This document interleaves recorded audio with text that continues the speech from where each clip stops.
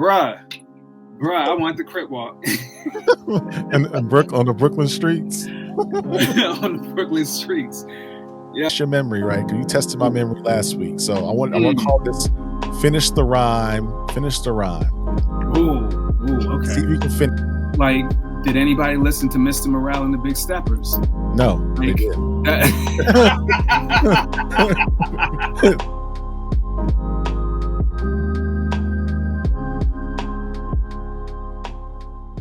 Yo, we're back again. The people ask, they say, if you ask, you shall receive.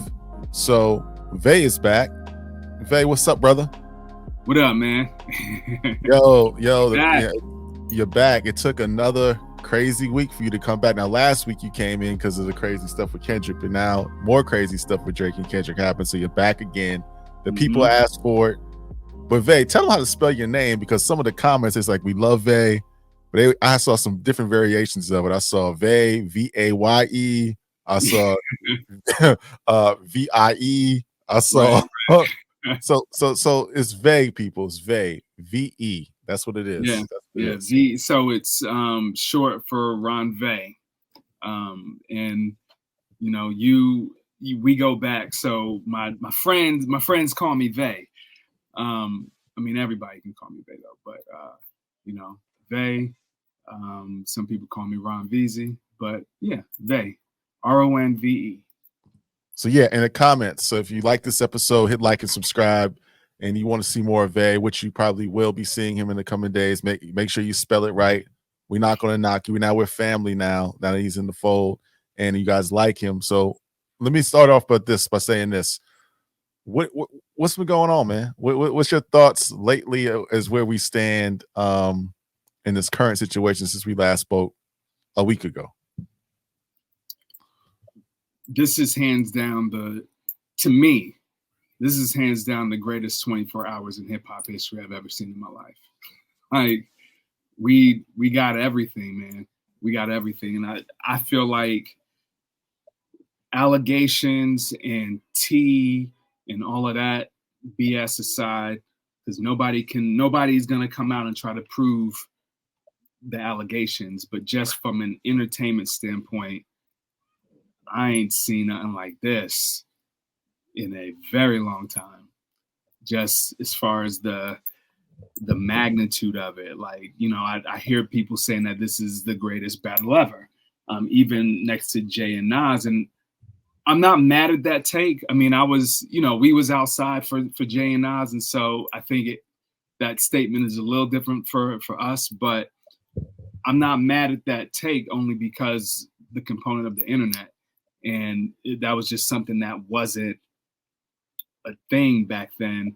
But then also, and this is where you got to tip your hat to Kendrick, the nature of this battle. This is the first time we've seen a battle like this where they're going record for record, and it's just seeing who's gonna run out of gas. This was basically a game of who's gonna jump off the treadmill first. And you know, I don't think Drake was prepared for that part of it. I think Kendrick turned it into that game. Drake wasn't prepared, and we all saw what happened. Well, we're going to get into what happened. I think you and I have very different views of what happened. We're going There it is. We got some different views of what actually happened or is happening. But I want to talk about something we didn't touch on the previous pod on Mic Check. Something else happened on Saturday morning. There was a diss beat, or I don't even know if you call it a diss beat. Diss beat into the conversation. Now, Vay, you're a producer. That's part of your repertoire. That's in your toolkit. That's in your bag. What do you think about the beat that Metro dropped, BBL Drizzy? It was brilliant. It was brilliant, man. Like, again, allegations aside, because, you know, there's some stuff that recently just came out about Metro, so I'm not going to speak on that. But the move, this dude Drake told him to shut his whole ass up and make some drums, and that's what the fuck Metro did.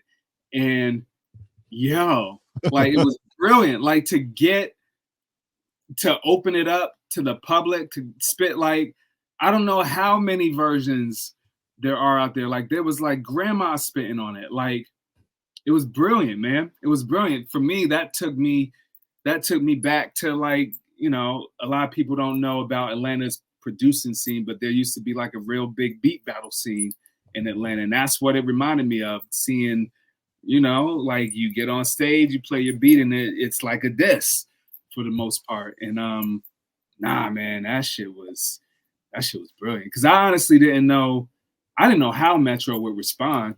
Because it was like, what do you say as a producer? Because you can't use the mic, you know, you're a producer, you know, so how do you even respond that's not a tweet?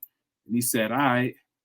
I got something for you. Have you ever heard of this before though? Is this a new concept? I know you talked about the beat battles we used to have in Atlanta. Shout out to Apache Cafe. Yeah. And I actually seen you, you know, I used to come out and support you a lot of those beat battles. You kind of, man.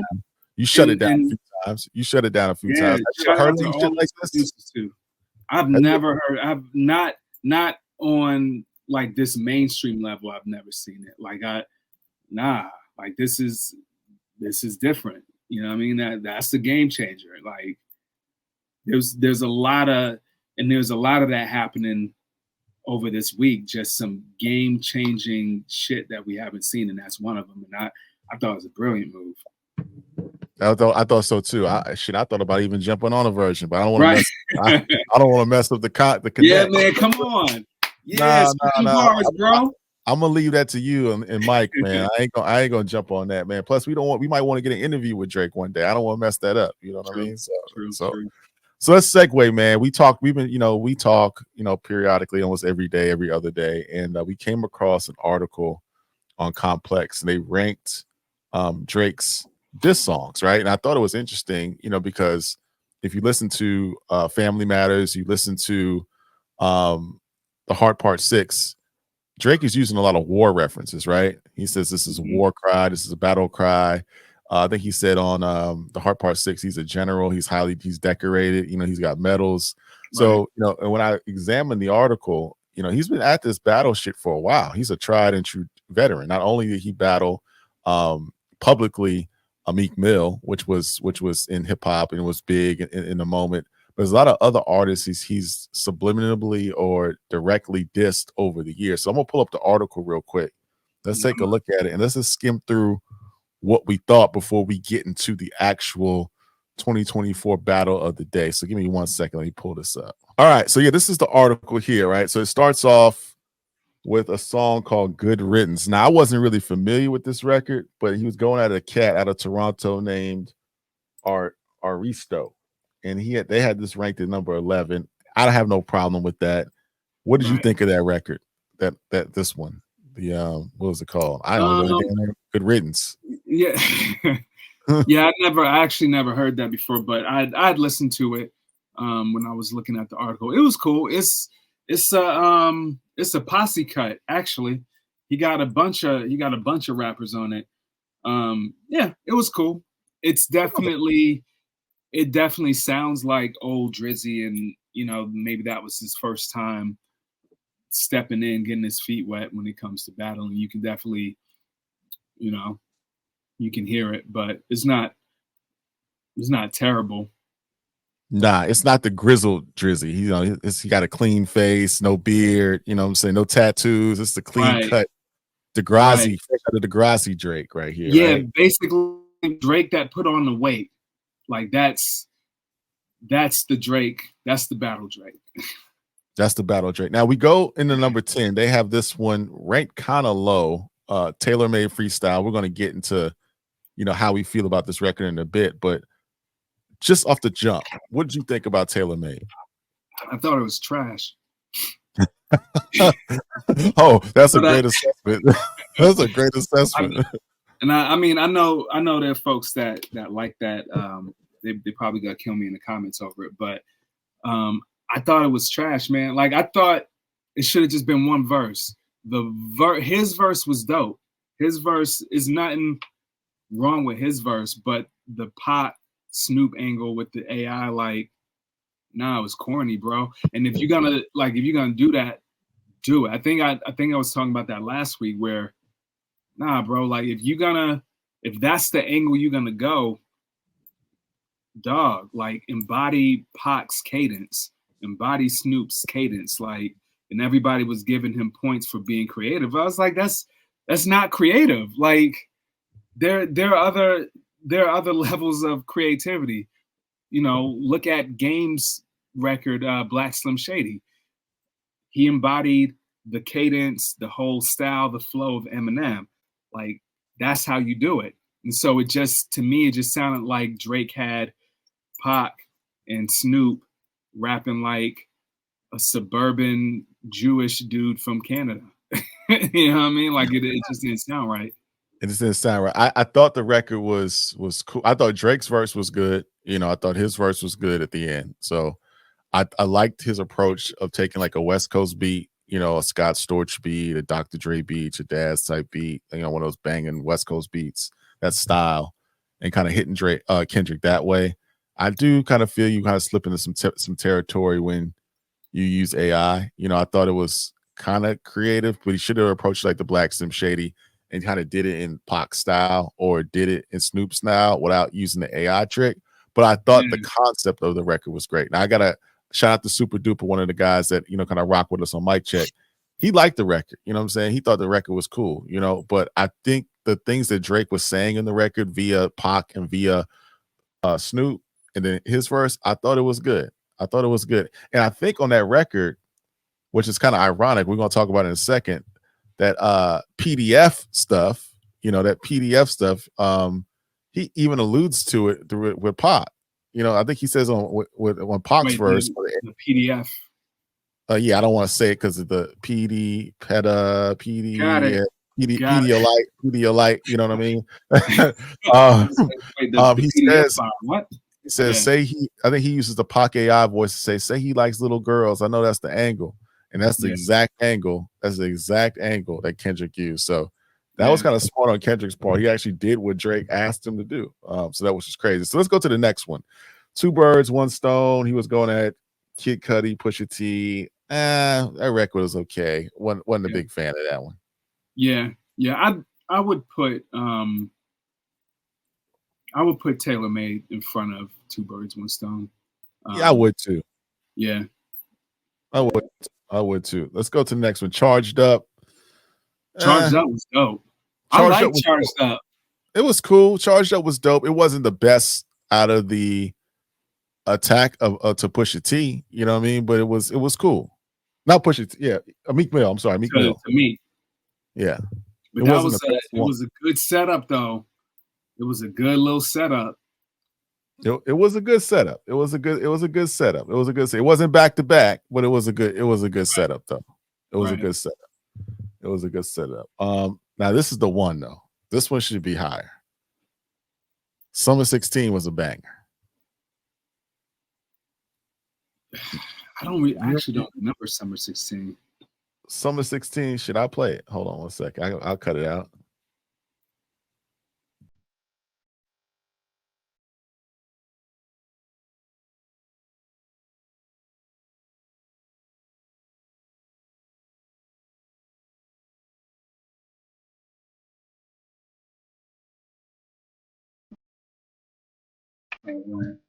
Yeah. That's what he's getting. He's getting his tough guy mode right now. Right.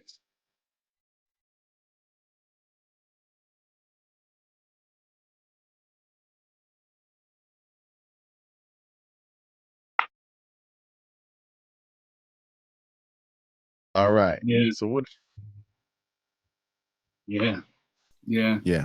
Summer 16. Nasty work. That's nasty work. I remember that. That's nasty. That's one of my favorite ones. I didn't like this one. The next one they got at number 6 is 4 p.m. in Calabasas. Yeah, it was because. Yeah, I agree with that. 4 p.m. in Calabasas. It was light work. It was just sort of. He didn't really. It was cool. It was cool. It was cool. It's one of the weaker ones. I think they got that one ranked a little bit too high. 7 a.m. on the Birdie Path on Certified Lover Boy. I thought was cool. He's going at Kanye on this one a lot. Yep, I remember this was that. after Kanye leaked his address on the internet, which is kind of ironic because Kendrick pulled the same move with Not Like Us, you know what I'm saying? So right. I like this record. I thought it was one of the best records on Certified Lover Boy, to be quite honest with you. Yeah, I'm not gonna lie, man. I remember that record. I just didn't like that album that much, so I didn't go back. Really, the only song from Certified Lover Boy that I go back to is the joint with Ross and Wayne. That's it. That one. The one with Ross and Wayne. Which one was that? That was okay, yeah. That one. That was tough. Yeah, that was cool though. That was cool. This should be higher, man. This one was hard, man. Duppy freestyle. Duppy was crazy. Duppy was crazy. Duppy's crazy. That's when I was like, well, Drake got with it. You know what I'm saying? He can get busy on the joint. You know what I mean? Yeah. Like any record where I feel I'm thinking like, damn, like how do you respond from that? That was one of those where it was like, oh shit. Like you just didn't know what Pusha would do. And I feel this way about Family Matters too, which I'm sure it's on that list, but the only had Pusha not revealed anything about the baby, I don't know how much punch Story of Adidon would have had next to Duppy. Right. I think Story Adidon wouldn't have had a punch, you know what I'm saying, if it wasn't for the baby, man. But Duppy was like kind of like in any other situation, if it was just Duppy, then Drake would have won that joint straight out. You know what I'm saying? Yeah. No, Duppy's tough. Tough record. I got it. Skate. I think this one's kind of a stretch. Stay Scheming, his verse, he's dissing Common on it because Common dissed him. I don't think this is a diss. Nah. Diss song. Yeah, I would put that somewhere in the middle. Yeah. Like obviously it's above Two Birds, One Stone, but it's like somewhere. Yeah, it's in the middle somewhere. It's definitely too high. Yeah, too high. And it's early in Drake's career. Like this is 2012, so this is like when he's first coming in his own. Like he came in the game 2008, 2009, so he's like 4 years in. So this is senior year. You know what I'm saying? He's about to graduate. That is when we first started hearing them talk tough, though. Yeah, that's that era when he started to shift the content a little bit into a little bit more of an aggressive. You know what I mean? Like he alluding to guns and all of that. Thought that was interesting. Because I think at this period of time, I got to go back and fact check me so they don't kill me in the comments. He's spending a lot of time in Houston during this time, right? Because I think he's doing some stuff with Bun B around this time. He's working with he's affiliated with Jay Prince. So he's in Houston a lot during 2009, right? So I guess a lot of his street talk and that tough talk is stemming from that. And then he's affiliated but this is later. This is later in 2009. Oh, yeah, you're right. I'm saying 2012. Yeah, 2012. Yeah. I'm saying he's in Houston around. I'm gonna edit that out. In 2012, he's in Houston. You know what I'm saying? He's in Houston heavy, right? So he's got that Jay Prince affiliation. Right. He's also with Wayne, obviously. So I think he's really starting to talk that talk because he's feeling more comfortable. He's ingratiated in that atmosphere, But I think Skate Scheme is a little bit too high. Number 2, Push-Ups Drop and Give Me 50. Yeah, I agree with that. And I also, like I told you last week, I don't know why he changed this version.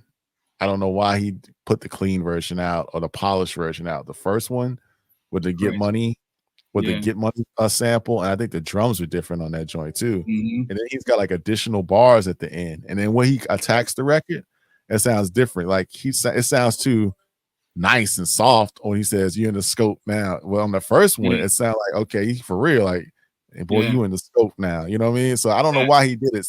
That was a wrong move. If that would have stood out, then we would have more of a conversation, man. The tempo was different on the first one. It was like a a fast tempo. You know what I'm saying? It was a tick up. Yeah. You know what I mean? Well, he also left out the Diddy reference in that one, because remember Right. there was a Diddy when he was talking about Ricky. You should stay out of my business, and something with Diddy, whatever.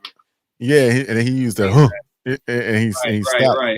I don't know why. I don't know why he did that, man. I don't know why he did that. Maybe he thought if he did that, then people were going to say, "You talking about Diddy? What about this?" But he already dropped that in Tailor Made Freestyle. He already put that. He was, I know the angle you're going to come with, so he shouldn't have been surprised that that's what happened, right? So I don't know.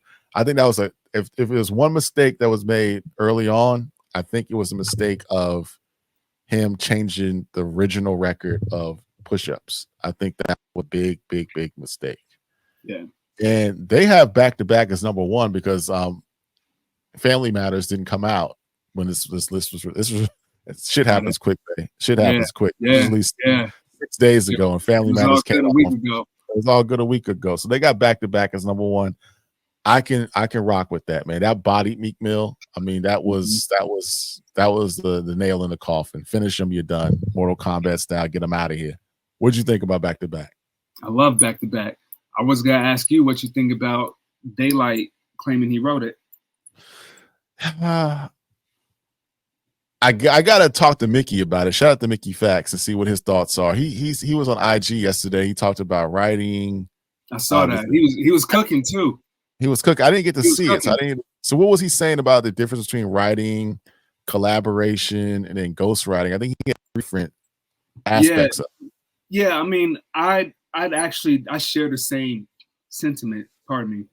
I share the same sentiment in that he was talking about there's basically when you're putting together songs, like there's a songwriter, there's a ghostwriter, and and then there's you, basically. And I'm kind of paraphrasing, but if you are in the business of trying to create hit records and trying to create big records, you are foolish to not collaborate. Like that's what it takes in able to get your song. And we're only talking singles. But then when it comes to like your album cuts, that's different. Like you should write your own album cuts. But when it comes to singles that you're trying to get to that next level and have people just have more of a mass appeal, it takes collaboration. And I agree wholeheartedly. Like you're competing in a different space. You're not competing. It's like rap. Somebody like Drake is not competing with, I'm just trying to think of, he's not competing with your regular rapper. Like he's competing with Taylor Swift, that echelon. And so, Rihanna, those pop stars. And so those types of records, I personally don't find anything wrong with collaborating.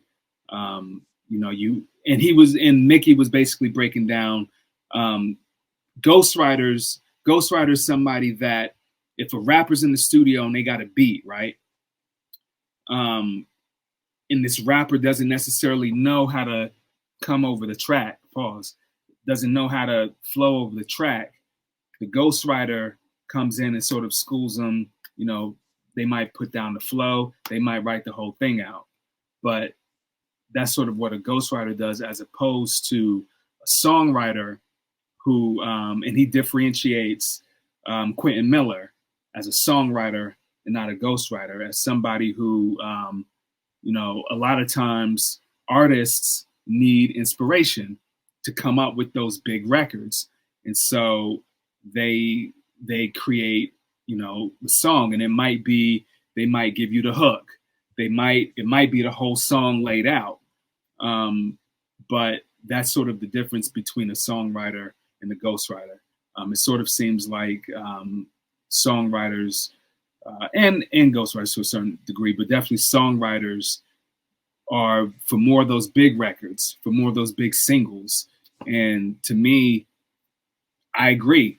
My only thing is, and I think I said this the last time, if you were, when it comes to your raps, and especially in the battle space, and Mickey said your album cuts, nobody should be writing those. Like, that's different. You know, and the minute that happens, then absolutely your pen should be questioned, your status should be questioned. Right. So that knocks down if it's in fact true that Daylight did write that, which I has that been verified that he wrote it? I know he said he wrote it. He said he wrote it. He said he wrote it.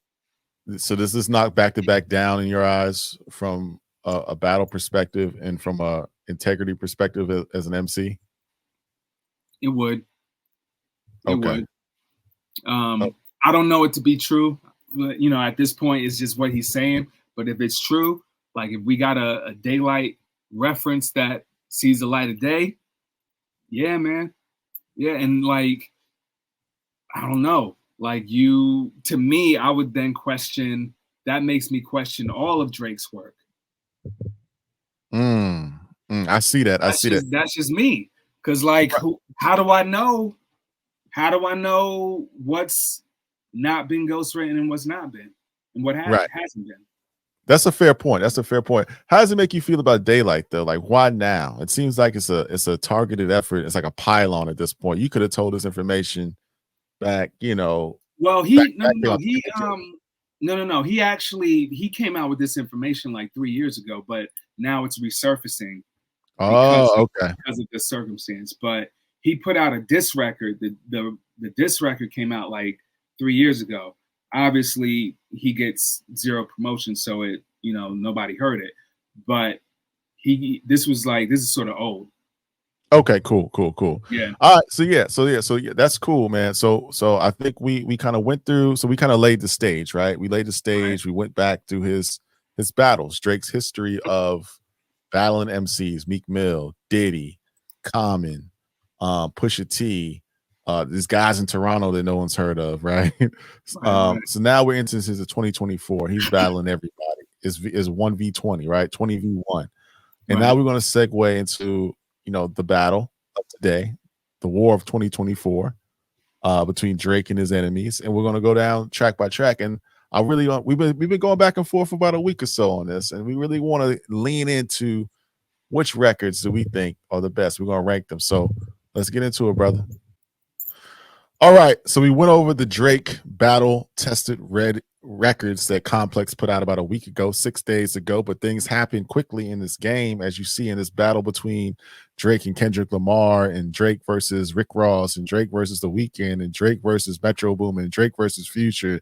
Damn, I'm running out of breath saying all the people you going to. Drake versus Daylight, Drake versus who else? ASAP Rocky, Drake. Shit, it'll be Drake versus Vay in a minute if they don't get this ranking right. But we're gonna talk about these records. We're gonna rank the records of how it's gonna go. Vay, I'm gonna give my rankings of the current records, and then Vay's gonna give his. So, Vay, let me ask you before we set some ground rules. Can I include first person shooter? Oh, yeah. I threw you a curveball. I threw a curveball, didn't I? Yeah, you did. Can we include like that first person shooter? Mike says we should start it at like that, but I say first person shooter was the one. Are we counting? We're only doing Drake and K Dot, right? We're not doing Drake and K Dot. We're not okay. Yeah. We're just doing Drake and K Dot. Okay. That's fair. So can I include that, or we should just take that off the board and let's start with like that? Oh, so should we include first person shooter or start with like that? Yep.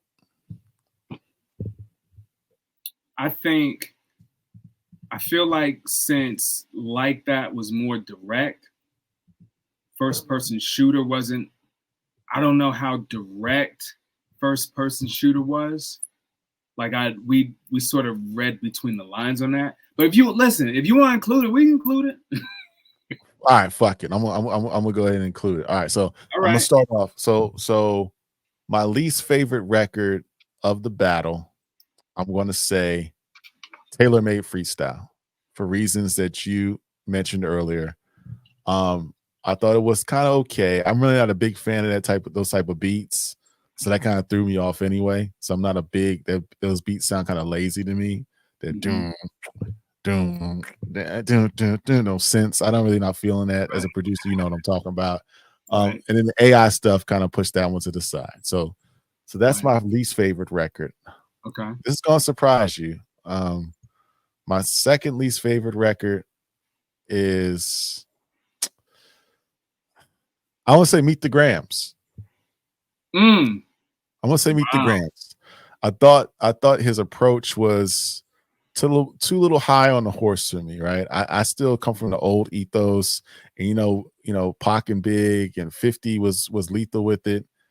Kind of leave the women and the kids out of it. I'm talking about the wives and the kids. I mean, the women that you know have had dealings with. Okay, sure, that's maybe fair game. But the wives, mothers, people's parents, that's a little low for me. You know what I mean? And son, and then we don't know if you know, it kind of invalidates the record if Drake doesn't have an 11-year-old daughter. That kind of loses its steam, right? And I thought Kendrick came on that record a little too holy art than thou on the record and try to play moral police. And you got a drinking problem, a gambling problem. I mean, this is rap. This is rap music. So question, what about Drake being the first one to call his wife's name on record? Well, yes. I mean, that's fair. Drake started it. Drake did start it, but then Kendrick took it to another level. You know what I'm saying? And technically, sorry, not to cut you. Go ahead. No, go ahead. Drake, because Kendrick warned him. He warned him. He said we could keep it friendly. And Drake, what was the record? It was Push Ups. He said it. He said the wife's name in Push Ups. But he was saying you need a bodyguard like Whitney. He was talking about the bodyguard maybe instead of Dave Free, the bodyguard could have been the child. Listen, we talking about wives and kids. Yeah, wives and kids. Yeah, okay. I take that one. I take that check. That's and he said that he did the same thing on Family Matters too. He did. He was responding. Yeah, I see. He responded very lethally, though. It was a lethal response. It was a lethal response to the mom and the pops, and then he wishes that he would die like Epstein, and like that's kind of yeah. But I thought he was kind of playing the moral police about the drinking problem and the gambling problem. Man, come on, man, this is hip hop, man. It's rock and roll music, man. What the hell? What the hell? This is not Sunday service on BET. It was a soul revival or something like that. It's not that. So I didn't really like that record, and I didn't think Alchemist really got down on the record either. So that's one of my least favorite ones. So I'm going up. So now, shock you here. I'm gonna say Euphoria. I didn't. Euphoria's next on the list for me. Yeah. And you know why, Vay? You know why Euphoria's on the list. I do like how he approached it. I thought his last verse on that beat change was what I liked on the record. That's what I like. But the first part, it was that vocal theatrics that I don't like from Kendrick. So that's not a record. I did listen to that record about 25 times in a row. So I did like it initially, but now 7 days later, I'm not going back to that record. But I'm gonna get into the records that I do go back to, and I'm gonna talk about it. So the next one is where we at, not including first person shooter. Matter of fact, scratch that. So I'm gonna say Like That, and then I'm gonna say I didn't like that was cool. I didn't really like how he came off on Like That. So because I didn't think it was like that, as I said on the earlier pod. So I'm gonna go from Like That to Euphoria. Euphoria is slightly better than Like That to me. And then what's the next one? I gotta get some Drake ones in here. I'm gonna say, I think I got 4 records left. I'm gonna say no. I'm gonna say I got 5 records left. I'm gonna say the Hard Part 6. Say the Hard Part 6 because I don't think it's a resignation or a white flag as you think, and you'll probably say that. I agree with Mickey. Mickey says he didn't think it was a resignation or waving away. I thought it was a recalibration of the battle. It's a reassessment. In all wars, you have to reassess the battlefield and get the troops realigned. And even though he said he didn't want to rap anymore.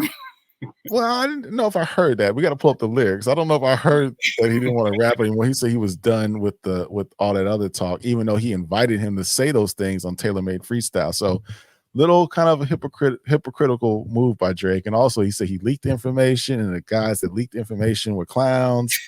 But I do like the record. I do like the bars where he said he was battle tested and he was a war general, and he was. I like how it started off with the Aretha Franklin sample. I like how it said you got to prove it. I like how he said at the end, he said, I'll hit you back. No, if you hit me back, I'll be a lot more safer. I mean, that's back to the females situation. So I did like that record sonically. I think Gilly the Kid said after you heard that record, if you're taking Gilly's word for anything, that Drake won. But anyway, he was only person I got love for Gilly. I don't agree with everything he said, but I got love for the brother. And then we got I got 4 records left. I'm gonna say number 4 will be Push-Ups. I'll say 4 will be Push-Ups. And the only reason I got Push-Ups at 4 because they didn't use the original version. Had they used the one with the Get Money sample, had they would have used the one with it was a little bit more up tempo, you know what I'm saying? The BPM was a little bit higher. And then his vocals were different on that one. He changed it. He made it too polished. I know he added Wu Kid on the second one, but if he would have added Wu Kid to the first one, mixed and mastered that one, then I think the battle would be shifted because that one would still be knocking because it's like it had those strings in it. You know what I'm talking about? You know the first one. You know what I'm saying? It's it had a whole different sonic structure. He even sounds different on it. So I don't know who advised him to change it. I don't know if he couldn't get the sample cleared. I don't know what happened. And then you got the puff line. It sounds like that was the reference. That was the reference track. And a lot of times they'll record it to a track, but then they'll move the vocals and put it on top of different beats just to I wasn't obviously in the studio with them, but it sounded like that was the reference. And then once they found the beat that they liked, they had him he went back and re-recorded it. Well, I'm gonna say you're right, Vay, and I say whoever advised him, his producer was a 40 or whoever produced the record, told him wrong because if that version would have stayed, that still would have been knocking. I still think that would have been knocking to this day, man. I don't understand why they did that move, but I digress. I don't want to belabor the point. So the next record I got on the list, I got 3 more records. Okay. I'm gonna go 616 in LA. That is the record in the battle. I don't know if it's the Al Green sample, but that's the record I listen to the most because the way Kendrick's approaching it, right? He's approaching it this is really methodical and it's really smooth, right? He's removing some of his vocal tricks, his theatrics out of it, and he's just approaching the record, right? And he's like, what did he say on that? He said, oh man, I forgot the lyrics. He was like, damn, I forgot. Let me pull these lyrics up real quick. Hold on. I'm getting old. When you turn 41,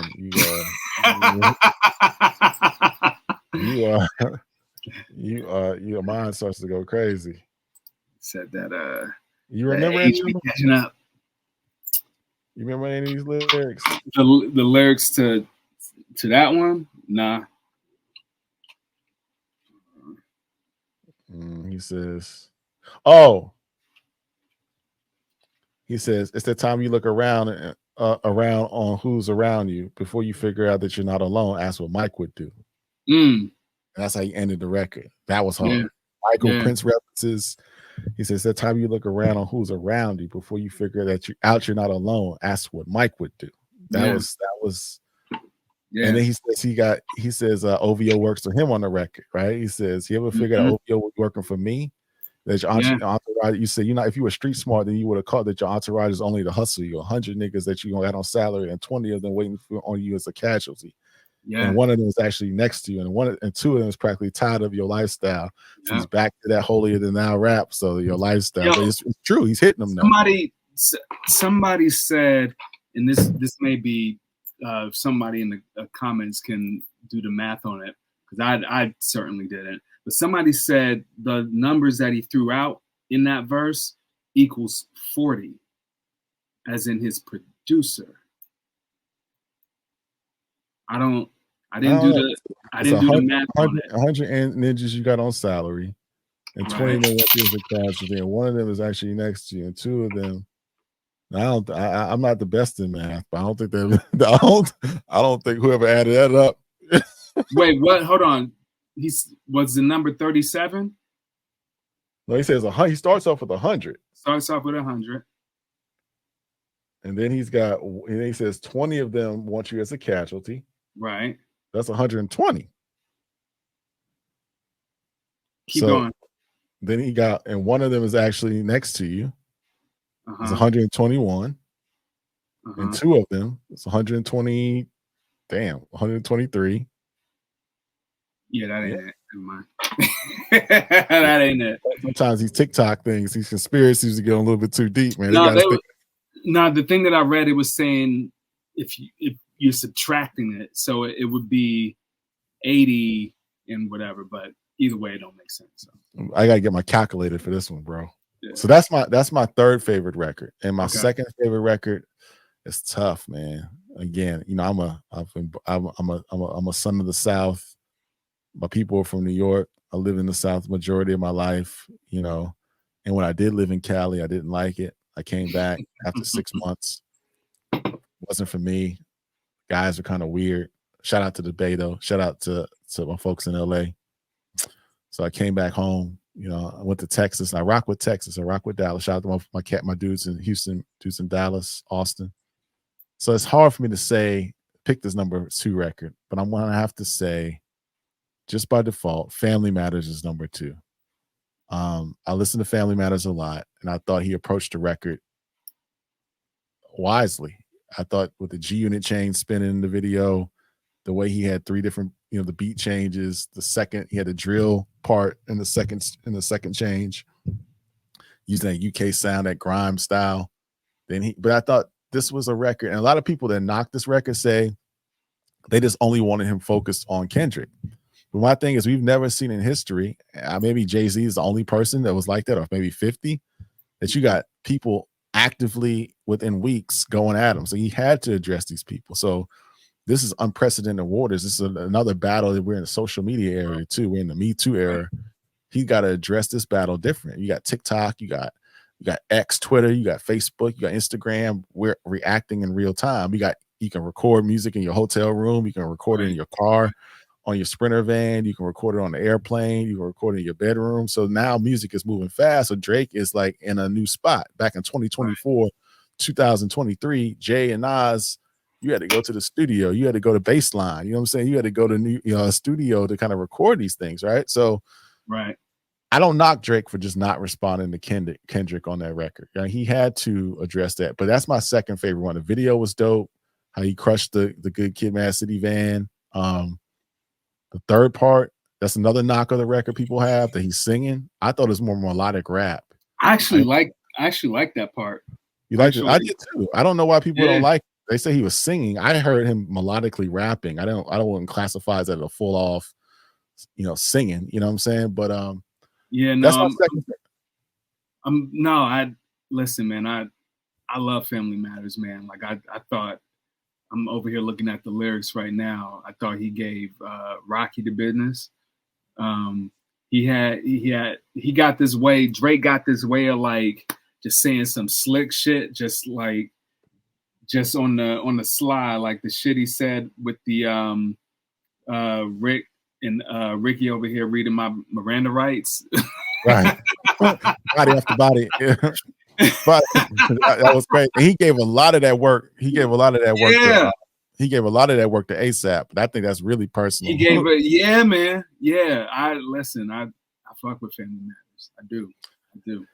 And then the number one song, the one that's rocking the clubs, the one that's galvanizing the coast. The guy's got folks sea walking in Brooklyn and Harlem and LA and Sacramento and Fresno and Las Vegas and Texas and Colorado and Seattle. The hit, the legitimate hit. I thought Family Matters could have been hit. The legitimate hit of the battle, surprisingly, Kendrick made. DJ Mustard on the beat.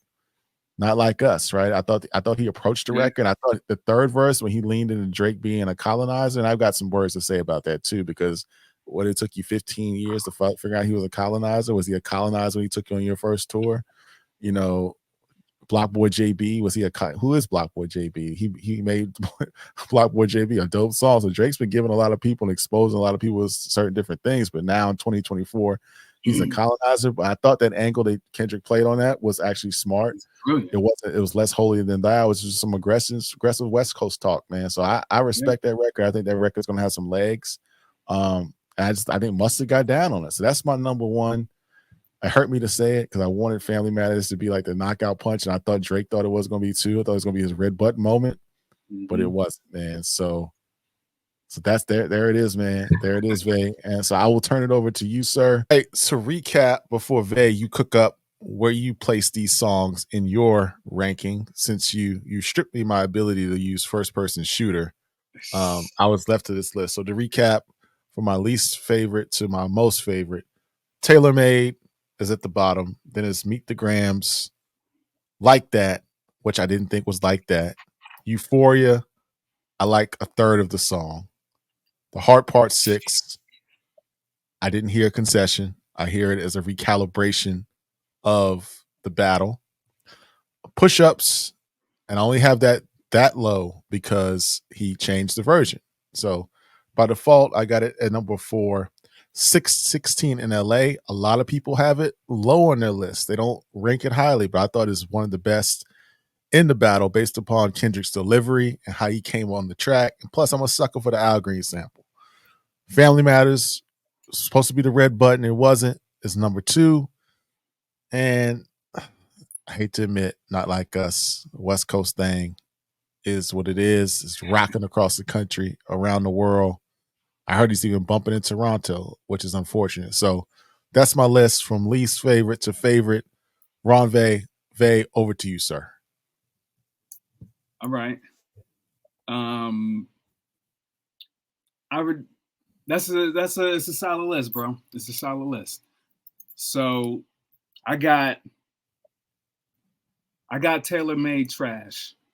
That's last. I have next to it, like I have my notes, and next to it I have Tailor Made Trash. That's very harsh, Vay. That's very, very harsh. I don't like that record, man, and I know I'm gonna get killed in the comments for it, but I really don't like that record. As soon as Pac and Snoop come on, it's done. Garbage. Next I have Heart Part 6. Oh. And I'm gonna tell you why. Oh, come on. I'm gonna tell you why. It's actually the same reason as Tailor Made. Because I'm listening, I'm taking the whole song in consideration, and also what it means in the context of the battle. And same thing. There's nothing wrong necessarily with what he's spitting. Like he's spitting his ass off. I like the rebuttal to the A minor, all of that. He did what he was supposed to do. And then he talks at the end, and he's essentially waving the white flag. And I don't see it. I don't see it as him recalibrating. Otherwise, he would have recalibrated. Like, I think this thing is over, and he knows it. Like, it's over. It's over. Like, we're all exhausted. Like, we're the people. We're all exhausted. If one of them drops another track today, we're not like everybody's gonna probably be up in arms. I think it's over. And Drake has this habit, because he did this with Pusha. He has this habit of, when things don't go his way, he turns into a second grader, and he wants to take his ball and go home. And that's not how this works. That's not how this works, bro. Like, especially because you started this, Drake. Kendrick didn't start this. Drake was the one that took it too far. Kendrick kept it friendly. He kept it friendly on Like That. He warned him on Euphoria. Said this is a friendly fade. We should keep it that way. LA, 616 to LA. He said, you need to worry about your crew and not worry about me. Find the mole in your camp, because if you were street smart, you would be worried about that. Don't worry about me. Drake was the one that said, it might be day free.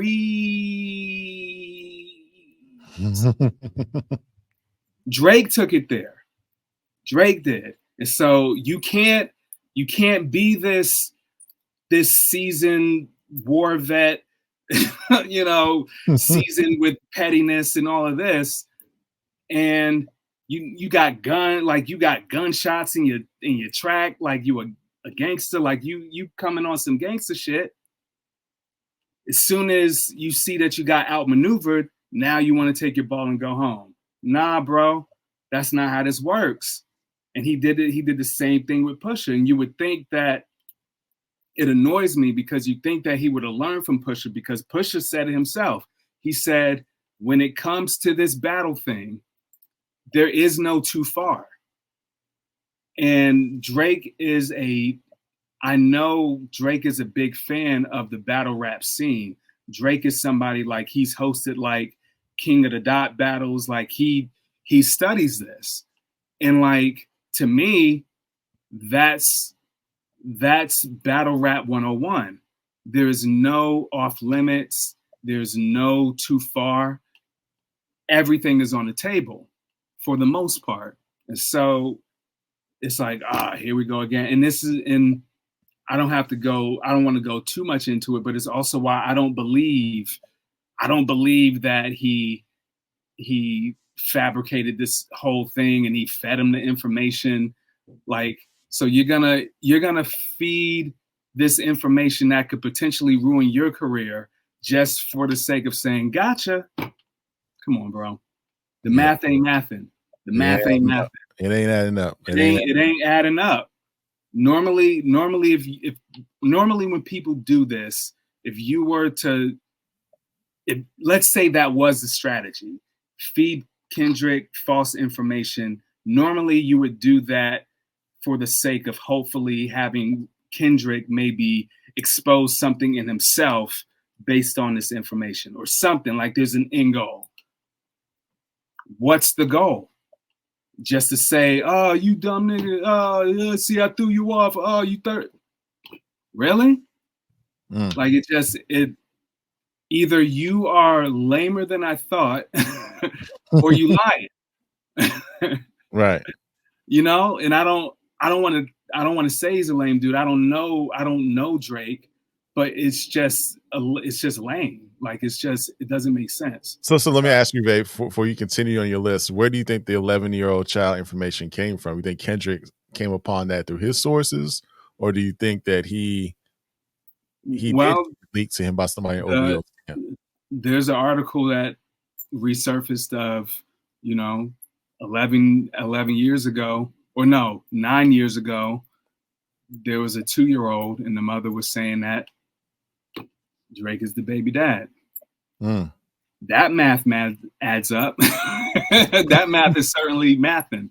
Right. Again, and that's the thing too, is like, I don't really care about that part of it, but we got to hold Drake to the same standard. If we're trying to get receipts from Kendrick, we need receipts from Drake as well. And at least with this, there's some sort of paper trail, and you can at least point to that article. Whereas with Drake, this is just speculation still. Right. The only thing he's leaning on is that his fiance is not following him on IG. She's following Dave Free, and she hasn't come out and denied any of the allegations. Right. She hasn't come out and denied the allegations. And also, like, did anybody listen to Mr. Morale and the Big Steppers? No, like, they didn't. They didn't. Let's keep it a buck.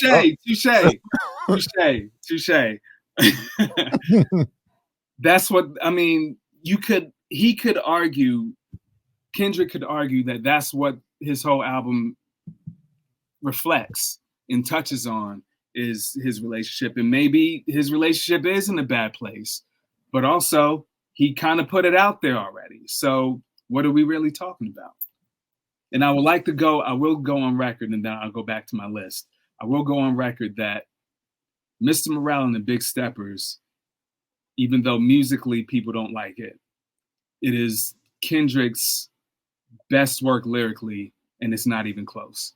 Mr. Morale, what I mean is, if you're just reading the lyrics on paper with no music, if you're just reading the lyrics, it is his most focused, dense, and high-level lyricism he's ever done. Because my biggest issue with Kendrick in the past was like, he has filler bars where sometimes if you were to read it on a page, it doesn't really make sense, but it goes with the flow. It fits the bar, this, that, and the third.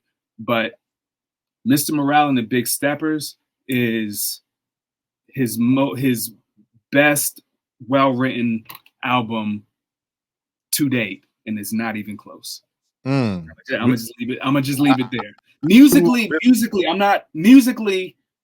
that's a different conversation. The songs, that's a different conversation, and obviously the lyrics are part of the songs. But I'm just saying, if you just read the lyrics without the music, it is lyrically his best work.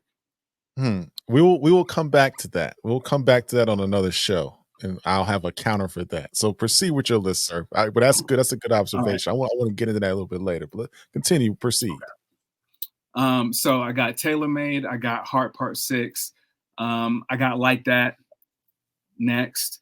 And I actually like That. I think, it's a club banger. I like this shit. Like, it's hard. It's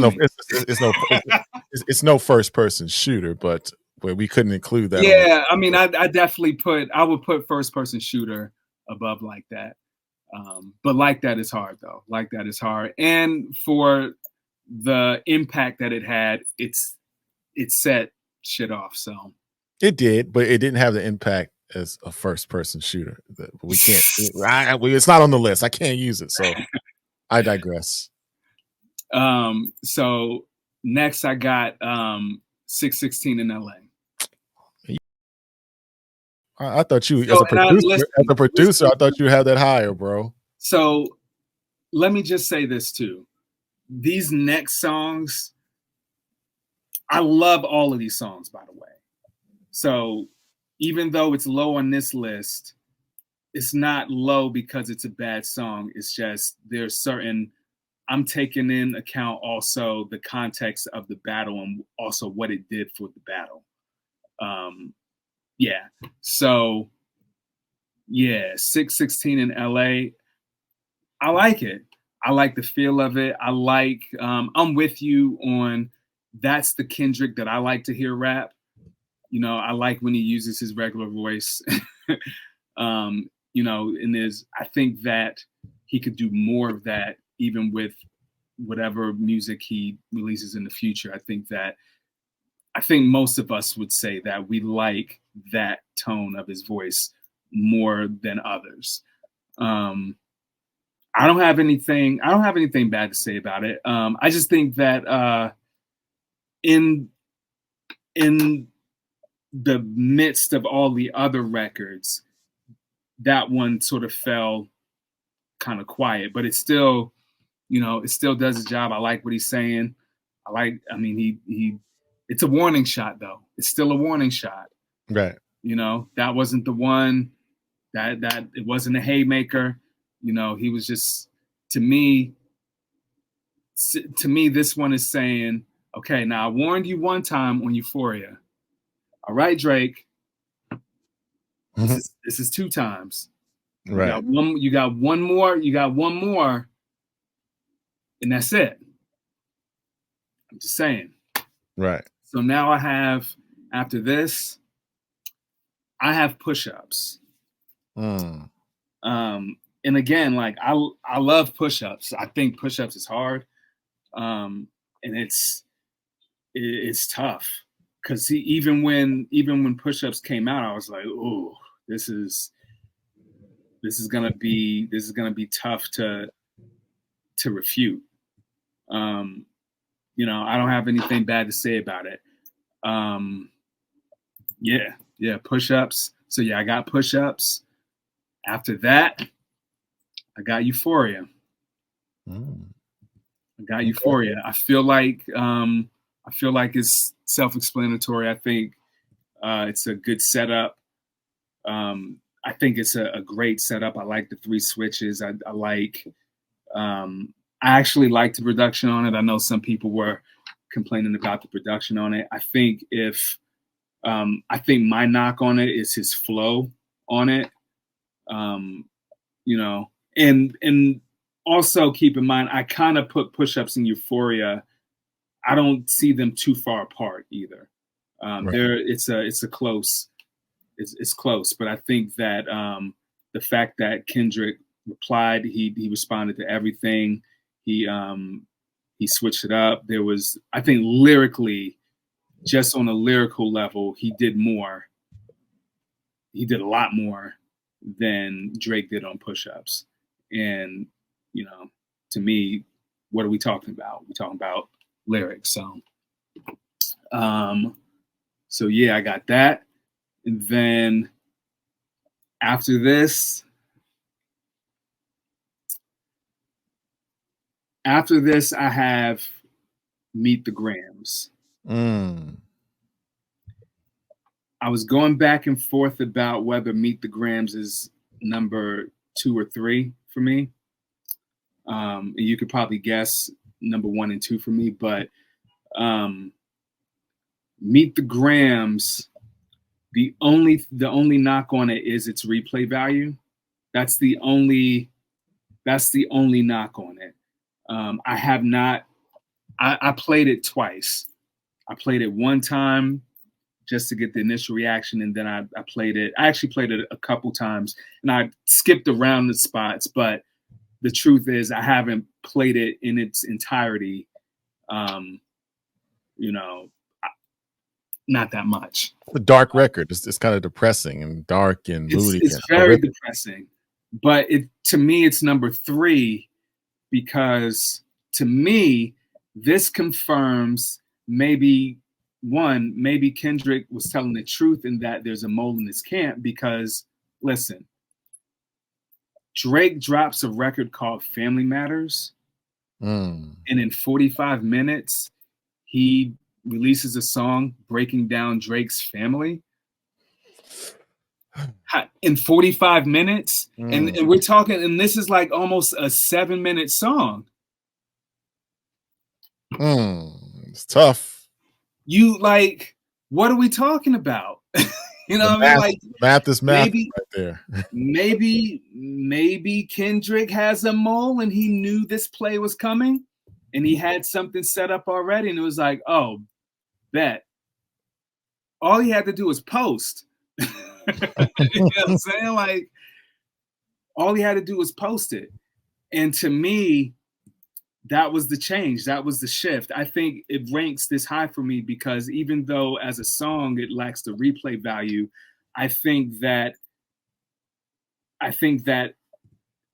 if I'm looking at this from a macro standpoint, this was the change. This Meet the Grams was the shift. Meet the Grams was the shift in a lot of things. It crushed any notion of the thoughts of how long will Kendrick take to respond? It crushes the notion of what we know battling in 2024 can be in terms of, oh, we're going track for track. This is the first time we've ever seen anything like this.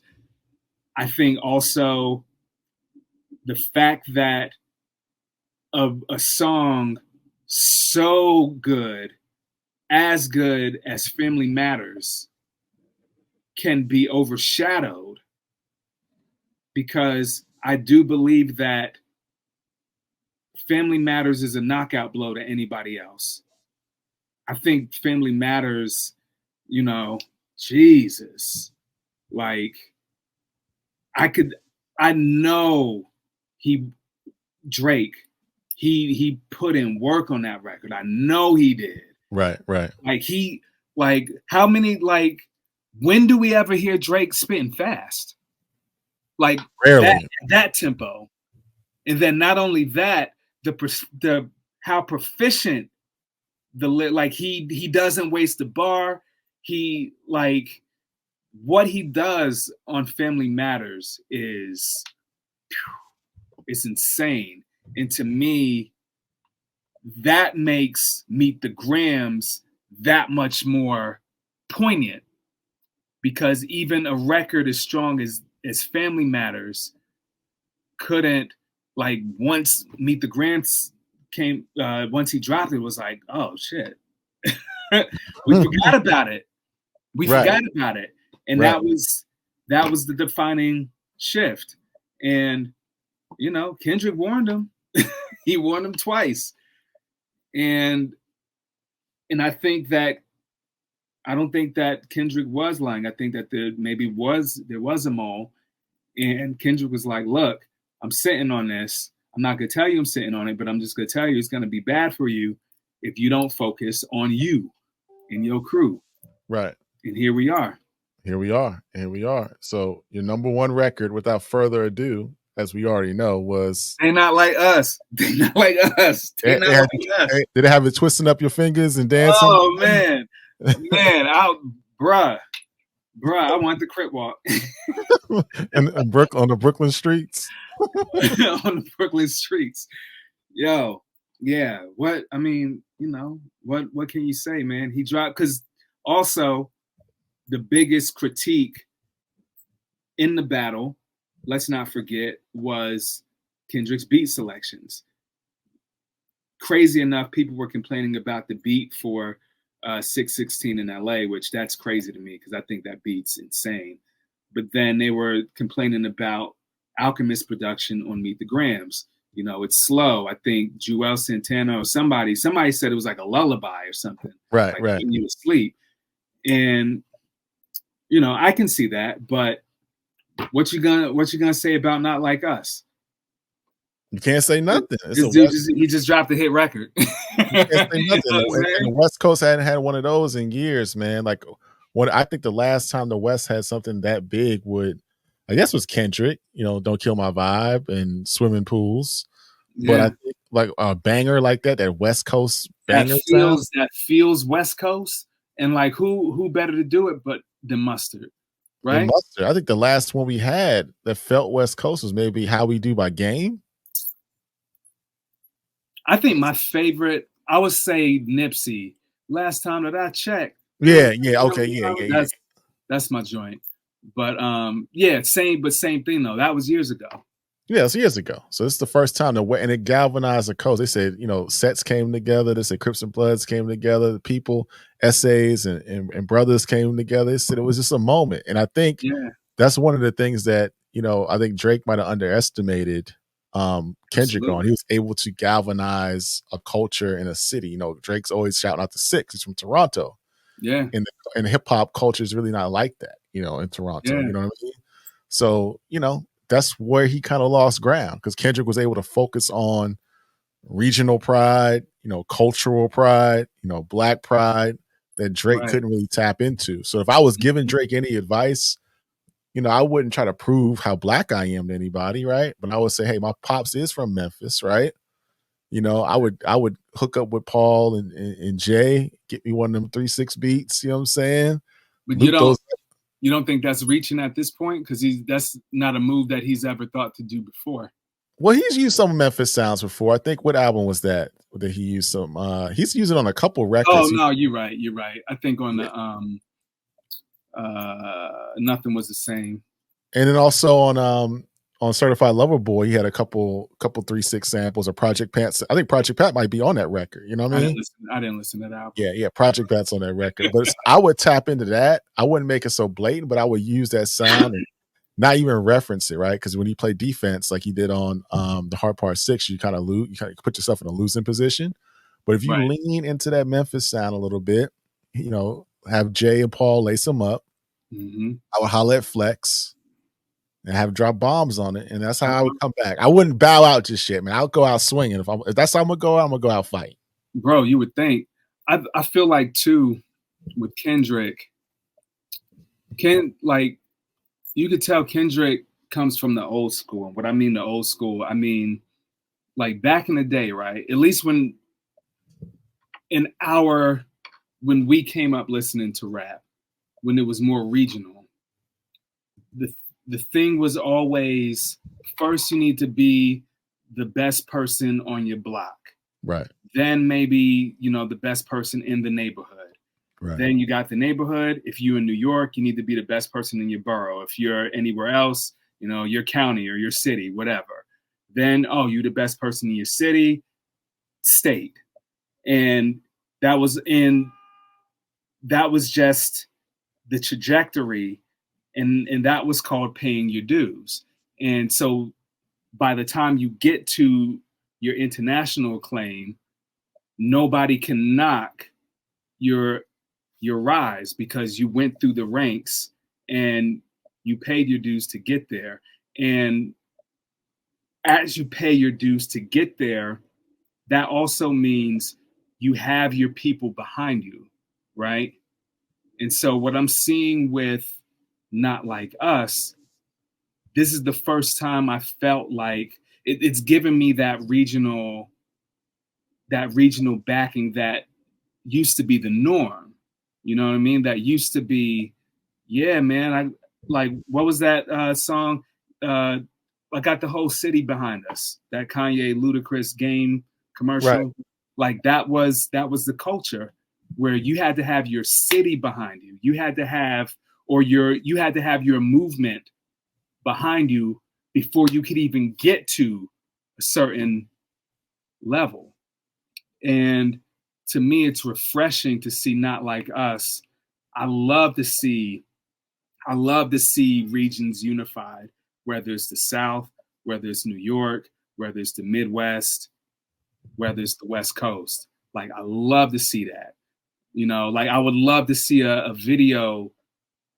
Like, to me, like I'm seeing like, Kendrick, almost like Jadakiss's Y video where he's in the front and he just has all of California behind him. Like, you know what I mean? Like that's what it's giving me. And it's refreshing because to me, that's hip hop. That's what hip hop is. He has the people. Yeah, no doubt, man. I want to end on that note, but I do have to ask you one more thing. Mm-hmm. What do you think about my take about, the third verse or the second or third verse on Not Like Us, the colonizer piece? Do you feel it's kind of disingenuous that this colonizer angle is now being pulled, even though there's some truth? It could be some truth to what he was saying, right? With Thug and so with Thug and Future and Metro and Drake using that Atlanta sound to kind of in 21 Savage to kind of pull him out and make him more regionally entrenched in the A.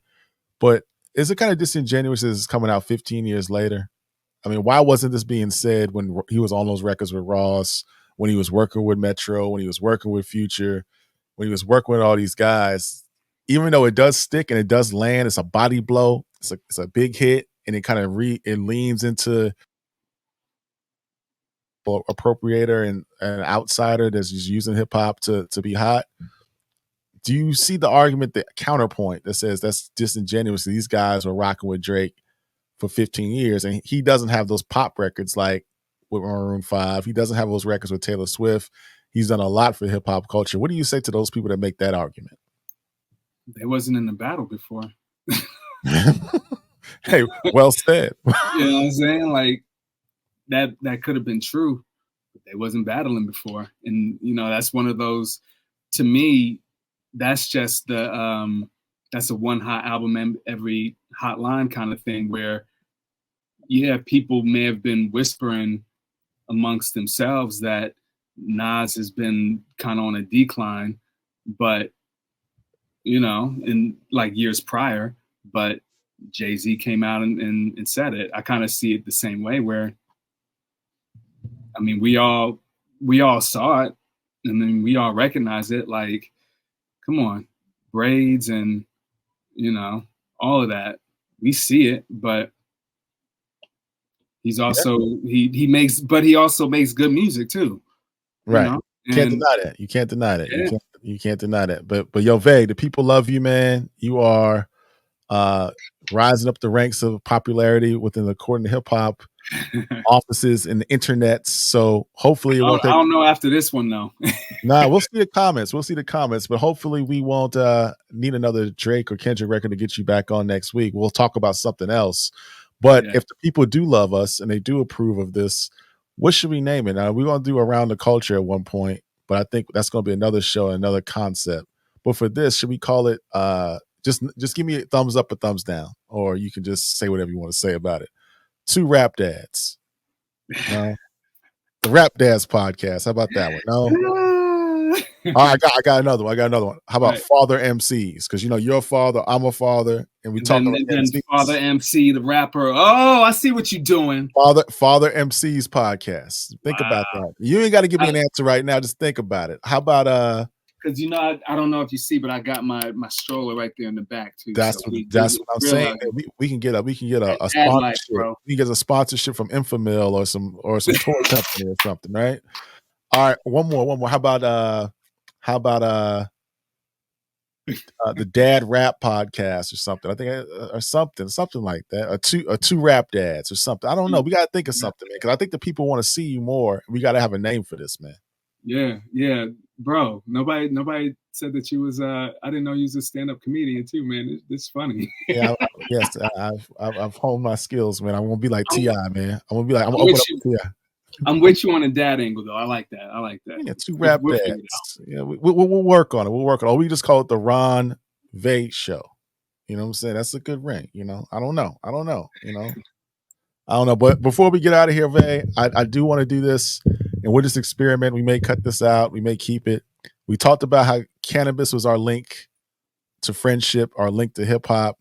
Yeah. And I want to play this. I want to see if I want to test your memory, right? Because you tested my memory last week. So I want to call this Finish the Rhyme. Ooh, okay. See if you can finish it. This is a cannabis rhyme. Okay. I'm the illest live. Watch me prove it. Go. I snatch your crown with your head still attached to it. Cannabis is a type of fight. Mics beaten to death and beating deadness to life. When you look at me long enough, start to read your thoughts if the signal is strong enough. And then I call you bluff like, yo, how many rhymes you got? Can't remember the rest. I can go for more millennials than Mazda's got on the car lot. And there's nowhere to run to when I confront you. I call you bluff like you had a phone number. Who want to see cannabis get wild? Who want to get shot out of the air like a surface to air missile? I'll take them on and shape sounds of forms and spin on anybody who's close enough to spin on. 0 to 60, I'm already doing 100 when I'm blunting, and I give it to anybody who want it. We check the rhyme, people. Vay, that's Vay. I'm Ron. Another one. We'll see you next week, man. Vay, I appreciate it, brother. Likewise, man. All right, man. Peace.